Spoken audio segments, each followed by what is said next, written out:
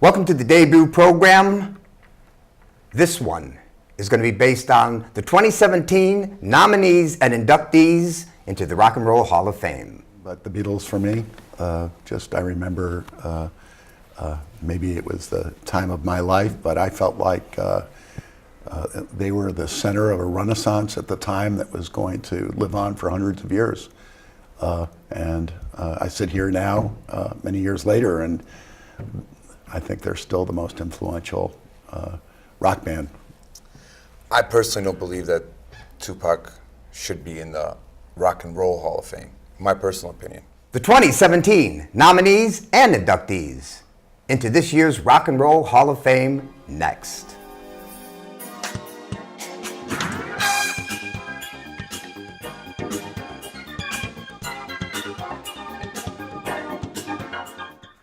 This is Talk About Our Times. I'm Litch. Thank you for joining me.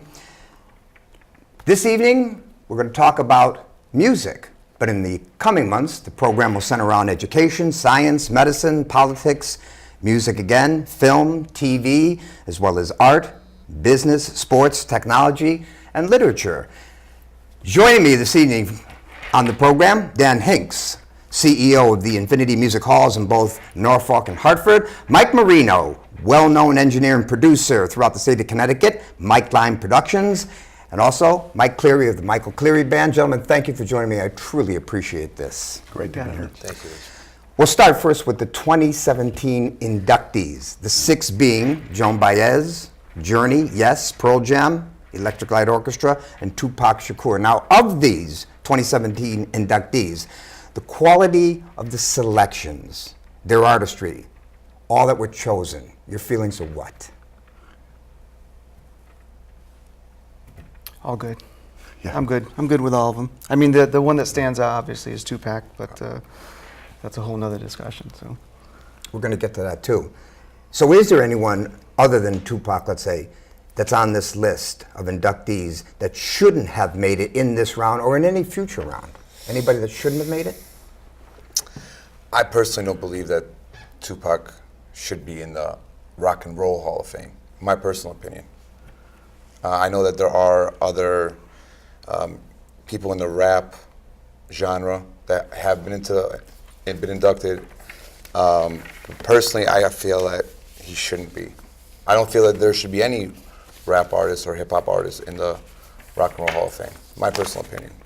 Now, in the past, inducted in 2013, Public Enemy, 2012, the Beastie Boys, 2010, Jimmy Cliff, 2009, Run DMC, and 2007, Grandmaster Flash in the Furious 5.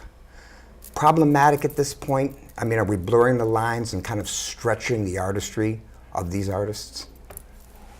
Well, absolutely. I mean, for example, 2007, Grandmaster Flash.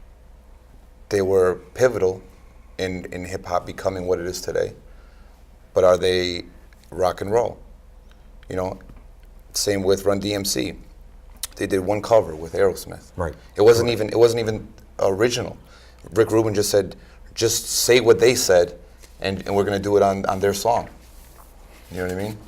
So even NWA, Beastie Boys, you know, I feel like it should be a whole nother. Personally, I feel like there should be a whole nother Hall of Fame or a hallway, or you know, this is this music down here, rock and roll's down here, or you have Latin music here. You know, there's amazing artists everywhere that sell millions and millions of records that should be recognized, but should be in the Rock and Roll Hall of Fame. All right, let's stay with this for just a moment then. Those that were nominated in October of last year, Bad Brains, Shaka Khan, Chic, Depeche Mode, Jay Giles, the band, Jane's Addiction, Janet Jackson, Joe Tex, Kraftwerk, MC5, also Steppenwolf, The Cars, The Zombies. They were nominated but not inducted in this particular round. Is there anyone you expected to be inducted on this list that you have in front of you? Anybody you expected to be inducted that wasn't, that you're surprised about? Shaka Khan. I mean, she's, in my opinion, she's an amazing artist. But is Rufus really a rock and roll artist? Yeah, I think the discussion about whether it's rock and roll or folk or jazz or blues, I think the Rock and Roll Hall of Fame is trying to claim the space and be relevant over as many categories of music as they can. And certainly, inducting Joan Baez would be certainly not classified as rock and roll. Folk. And no more rock and roll than hip hop, frankly. So, where is the line going to be drawn? I think that they've established a great organization that brings music out to the world at large in a big way. Certainly benefited Cleveland in a big way, and I think that they should be entitled to kind of take the space that they're claiming. Dan, any of these particular artists that were inducted this year, anybody for political reasons, do you think? That's a tough one. For example, Yes. It's been so long. Yeah. This is a band that started in '68. Now, in order to get into the Rock and Roll Hall of Fame, we're talking about your first single or album being released 25 years ago. That's first. That's the first impetus. There's others, and we'll talk about that later on. But right now, your first single or album has to come out 25 years ago. Yes, 1968. I'm surprised they didn't make it in much Precisely. earlier. That's very- Chicago last year. Yeah. Took Chicago until 2016 to get in. Are some of these politically correct and some incorrect? Incorrect. Absolutely. Absolutely incorrect. So NWA last year gets in because of Compton. This year, and I'm not saying this is why, but Tupac, first time nominated, inducted, and of course we've got the documentary coming out this year. Gentlemen, your thoughts about that? Well, if I may, for example, NWA, okay, 2 studio albums, they only sold roughly around 8 million copies, okay? Now you take Tupac. Tupac had sold over 75 million copies worldwide. You know what I mean? In my opinion, he was much more influential because when he was starting out, he did have a very positive message. I know toward the end he got, it kind of tapered off a little bit.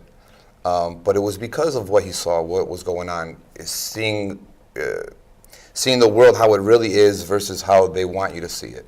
And he spoke about it. He was shot for it. He was in prison for it. He went through all this stuff about it. I'm personally a Tupac fan, but NWA versus Tupac, I would say Tupac, But then again, NWA was a huge influence when they came out.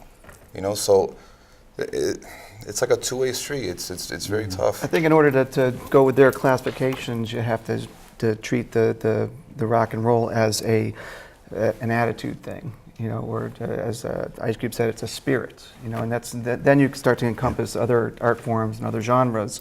But if you strictly say, well, it's got to be rock and roll, then how many people wouldn't qualify under that? Precisely. Tons of them. Yeah. I mean, if we go Most back of to the very beginning, 1986, you have Ray Charles.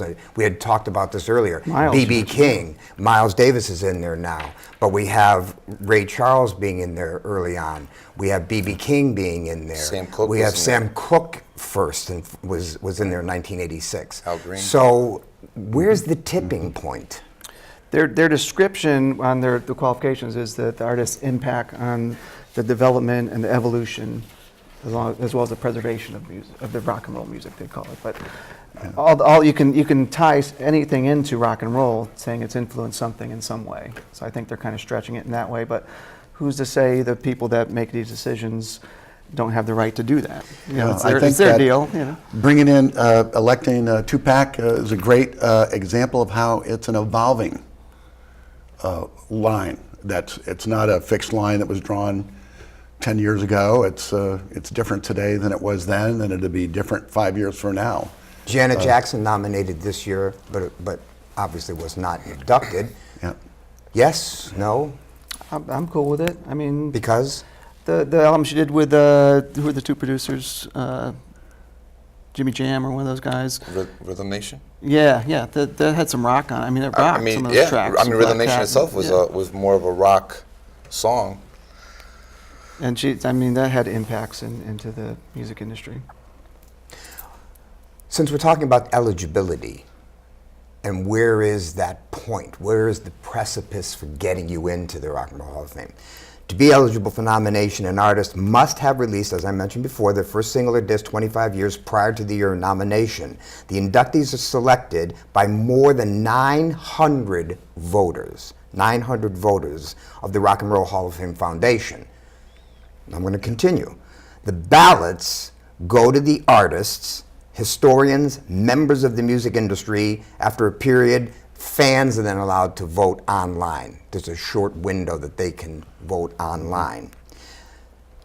The top 5 votes getters in the public poll form one ballot weighs the same as the rest of the submitted ballots. Do we have a problem with that? We, meaning the music community, do we have a problem with that? Should it stay this way? Should it be challenged? Should it be altered? Is everybody here for this particular discussion problematic, or stay this way, or should changes be made? Well, the popular vote seems to count as a very small percentage compared to the rest of the inductees who are voting. And I think that it's more weighted to the inductees, which I think as it should be. I'm okay with it. Yeah, I agree Yeah, with that. I think it's well balanced as it is. So no challenges, it should stay this way. Yeah, I think if you had more weight given to the public opinion, you'd even get more outside the fringes, I think. When you look at this list, Joan Baez, Journey, Yes, Pearl Jam, ELO, and Tupac, when you saw the list, do you say to yourself, yes, in? Or do you think there are any long shots? Once again, Tupac is the long shot there. Yeah, the rest of the groups are well established and certainly worthy, But I wasn't a huge fan, but I appreciated it. I mean, my first exposure was the California Love tune, and to me that rocks. Him going across the desert in a 4-wheeler, with the party at the end. Yeah, that's rock and roll to me. I mean, it's an attitude. It's that spirit. It's just. But then, I dug it. If Tupac didn't die and the movie never came out, would he be in the Hall of Fame this year? What about NWA last year? Yeah. Same question. If the movie never came out, would they be Right. be involved? Sure, it's definitely political Inducted. stuff going on there. Compton, huge film last year. Right. But again, that's what happens. Somebody passes away, or a film is made, or a book, or whatever happens, and it opens up that artist to the masses. You think about the younger generation right now. The majority of them don't listen to, or even heard of half the artists I listen to. And same with you guys. I didn't probably listen to half the artists that you listen to. No, no offense, Lich. No, I'm a jazz lover first and foremost. You know what I mean? But if one of your jazz, your favorite jazz artist passed Correct. away and they made a movie about it and it was amazing, Right. it would open up a lot of people's eyes to that artist, and we would discover his music and be like, wow, this guy was amazing. And no one ever even heard of him from the younger generation. Well, Prince passed last year. Nevertheless, an exceptional, outstanding, remarkable, extraordinary musician and all around performer. musician. Incredible. Now, he was already in, Right. deservedly so. Yes, Of course, Absolutely. yeah. Without Sure. question. So in my Prince, mind. yes. Michael Jackson. Sure. Yeah, huge impact on music and rock and roll. It just, I agree with their description that it's their impact on the whole scene. Now, do you think? Let me ask you something. Do you think that there was some sort of conspiracy in terms of maybe some revenue generating in terms of the films and things that happened to come out at the same time? Do you think it could be some? I'd like to think not. I don't Yeah. think that Tupac is nominated this year for the first time, gets inducted this year for the first time because of the documentary forthcoming. I think not. Okay. Dan, when you look at this list and you taking Tupac, factor Tupac out of the equation, you look at this list, would you have emasculated any other of the inductees? No. Michael No, I gotta agree with Dan. and Mike? I mean, if you're going by the rock and roll qualification, Joan Baez is probably the least rock and roll out of those, but she's certainly worthy of an induction into the Rock and Roll Hall of Fame. Are we missing it? Are we driving past the exit ramp with certain bands that should get in before NWA, before Tupac? I just want to quickly let you know, because I didn't pass this list out, but I mean, Bon Jovi, Neil Sedaka, Herman's Hermits, the Moody Blues, Jethro Tull, the Doobie Brothers. As we mentioned earlier, Jay Giles' band nominated this year, and of course Jay Giles passing away. Def Leppard, Bad Company, the list just keeps going on. Boston, Styx, Joe Cocker, Foreigner. Carole King's in with Jerry Goffin, but not as an artist. Right, songwriter. She's in with Jerry Goffin. That was, I think, 1990. But Blood, Sweat, and Tears, John Mayall, Jim Croce. The list is just amazing when you really do stop and take a look at it. Phil Collins, Tom Jones, the Carpenters, Robert Plant is a solo artist, much like Eric Clapton, who's gotten in different configurations. And I'm just looking at this, Steve Winwood, Paul Anka, Harry Chapin, and the list just goes on and on and on. What also is a problem is, as we were talking before, the genre. Is it the Rock and Roll Hall of Fame? Because then we stop and we look at Willie Nelson, Garth Brooks, Whitney Houston, Mariah Carey, Sting, Pete Townsend as a solo artist, Lionel Richie. Your thoughts? Certainly lots of people worthy to get in there, more worthy than some of the other people that have gotten And in. what's happening then? What's happening? Well, maybe they're just not. I think they should maybe open their doors broader, because they're certainly 9 out of 10 of all the names that you mentioned there. I think I would have been absolutely fine to see them on this year's list. Absolutely. And I like your idea, Mike, of having different halls in the Hall of Fame. And Absolutely. But we don't have a sports Hall Right, of Fame, right. and then everybody in sports gets in. True. We do have in Springfield the Basketball Hall of Fame. We do have in Canton the But Football each of the Hall of Fame. genres do not have their own Hall of Fame in music. So Some do, but not all of them. some yeah. do. That's What right. makes an artist legendary fully and completely? What makes an artist really? In other words, as time goes on, when you go back and you look at 1986, and we had mentioned Ray Charles and Sam Cooke and artists like Elvis Presley, when you mention artists from 86, have we lowered, and I mean, again, when I say we, we're talking about the music industry or the public, have we lowered the bar for the artistry of a musician? Good question. Are our expectations It's a very good question. minimal? My experience has been that there are a lot of there are a lot of really very amazing artists, and it shouldn't just be a popularity contest, who sold the most albums. I think a lot of musicians actually impact music in different ways, rather than just selling albums. They may, Absolutely. I'm thinking, going back a few years, think of Dave Brubeck. I mean, he probably sold a lot of albums, but he really stretched jazz in a huge way. Most certainly, especially with the classic quartet. Yeah, Dave so- Brubeck, Paul Desmond, Joe Morello, Gene Wright. What those gentlemen did, different time signatures, counterpoint, what they did for jazz, extraordinary. So that goes to your point, what makes a legend legendary? It's their Yeah. impact. It's, not necessarily how many people they reach, but how did they reach them? The Beatles. Now they got in '88, I believe, if I'm not mistaken, or I think it was 1988. Having said that, they changed the landscape of music. They also changed pop culture. Has anybody done that since? When you think about they've changed the landscape, has a Michael Jackson changed the landscape of music and the pop culture? I don't know if he's changed it, but he definitely influenced a lot of it. A lot of change, and you listen to some of the music today, like Bruno Mars, for example, very heavily influenced influenced by Michael Jackson, James and Prince, Brown. and all those guys. Bob Marley's in the Hall of Fame. What does Bob Marley have to do with rock and roll? The persona. That's the point. You know what I mean? The persona of him, as because he to a lot of people, he was a rock star. I get it. You know, because the term rock star, you could be anybody, you could be anything. You can have an author that could be a rock star. You know what I mean? Elvis Presley, he changed pop culture in a lot of ways as well. Absolutely. Yeah, I don't think you've seen any artists like that though in a long time. To your point, you know, has there been a Beatles since then? Not really. Gentlemen, most legendary artist ever inducted into the Rock and Roll Hall of Fame in your mind, and why? For me, Beatles. Because? No question. They had the greatest impact as far as I can see. I mean, they touched everyone who ever performed music after that, even if they don't know it. They got influenced by it in some way. Will that happen again in the next 100 years of music? I hope so. But Changing doubt it. everything. Doubt it. Everything. Everything. Michael Jackson for me. Because?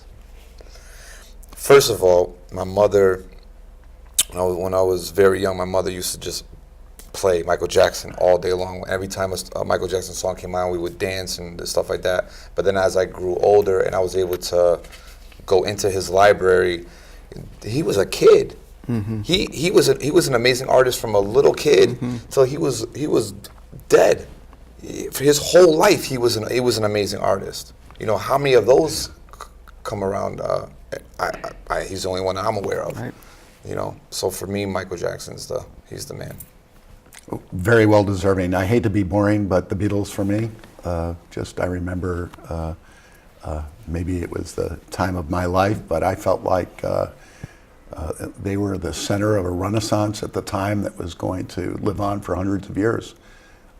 And I sit here now, many years later, and I think they're still the most influential rock band George Martin.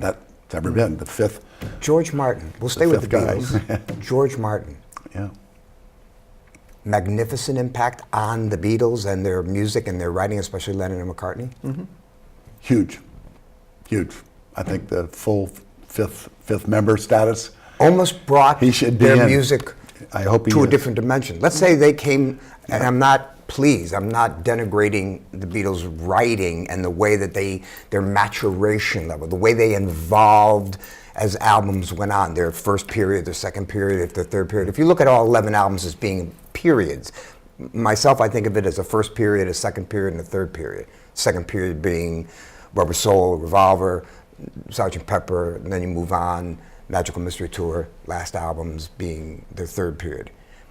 Having said that, yes, the writing, superb. The writing, fantastic. The writing, overwhelming. But George Martin behind the board. Agree or disagree that he made it omnidimensional? I personally don't think they would have gone anywhere near as far as they went without Martin.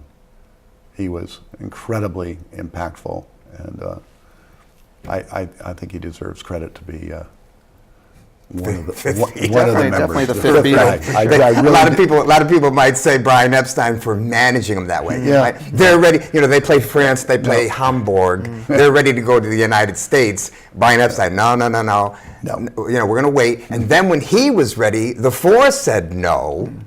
We want to have a #1 single in America. Then we go. And Brian Epstein really said at that point, well, no. I think if we capture the United States, we own the world. And the Four, John, Paul, George, Ringo, say, no, we have a #1 single, then we go. That's what they waited for. Yeah. And hence the zenith. They got it right. Get something clicked there. It worked for him. Where is music today? When you think about where is it going, what kinds of things are people talking about when they talk about music and they listen to music? Where is music today? I see music through the eyes of my oldest kid is 19, and he plays me tons of music. You know, he's a music head, and he'll find me stuff that he just turns me on different stuff I never would have been exposed to. And I guess my opinion is that it's easier for more people to make music nowadays, but you end up you have to sift through a lot more crap because so many people are making music. It's so easy to do. But there's a lot of good stuff out there if you dig for it. And I think the fact that it's easier for artists at any level to make a recording and release something. I think that's a great thing. Definitely. You write it, you play it. I know that because I've heard the Michael Cleary Band CD. Michael, you Yes. produce it. Yep. What are they talking about today? What do bands bring into the table? Well, in the genre I work in, I work mostly hip hop. There's two avenues right now. You still have the guys that are maybe a little bit older, or if they're not older, they're a little bit wiser, and they're still saying something relevant. They still, they still talk about something that has substance, and they want to get a message across. But on the other hand, I feel like the attention span of the kids today is so small. Myopic almost. Not to insult anybody, No, but yeah. I mean honestly, I always feel like I've always, stayed rooted into my being young and just kind of stay what's going on. And a lot of the new music is just a beat. It's just making you move. You took out the music, the actual lyrics, and it would be the same thing in my opinion. They're just moving to the music. Most of the number one hits that are on the radio, the 93.7s, the hip hop stations, there's no substance. Yeah. There's literally no substance. There's a lot of minimalist production style going on now too. Absolutely.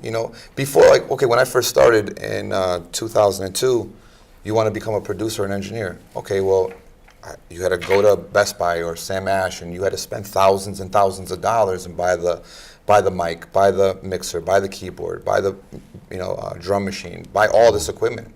I remember borrowing money from my father. We maxed out 2 credit cards. It cost me $20,000 to start my first studio. Now you go buy a computer, you download a free program, and you're a producer. You're an engineer. Dan Hinks, CEO of the Infinity Music Halls in Norfolk and Hartford. Mike Marino, engineer, producer from Mike Line Productions, and my friend Michael Cleary of the Michael Cleary Band. Gentlemen, thank you for doing this. I greatly appreciate it. Absolutely. We might have to have you all back again to do a love to. part 2. I would love to. And Dan, we certainly are going to have you back just to talk about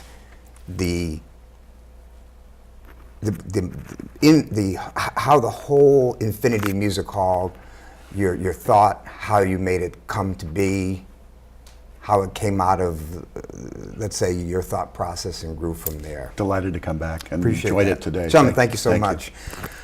And thank you for joining us for Talk About Our Times. I'm Litch. We'll see you next time, and you keep me in your thoughts.